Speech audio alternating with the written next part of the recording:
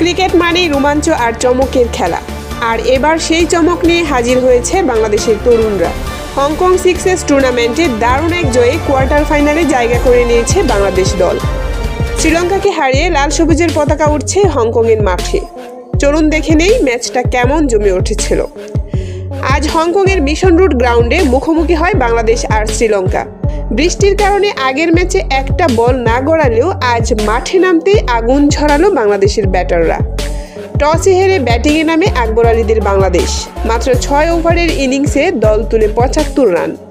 এই ছোট ইনিংসেও দেখা যায় দারুণ ঝড়। আকবর আলী 9 বলে করেন 32 রান, 355 স্ট্রাইক রেটে 4 ছক্কা আর 2 চার, মানে একদম টি10 ঘূর্ণিঝড়।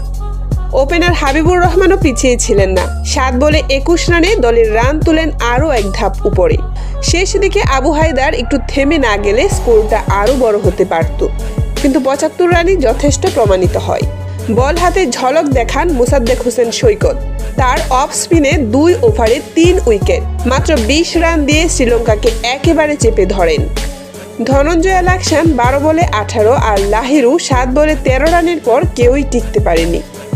শেষ ম্যাচ 5 বল বাকি থাকতেই অল আউট শ্রীলঙ্কা। বাংলাদেশ জিতে যায় 14 রানে।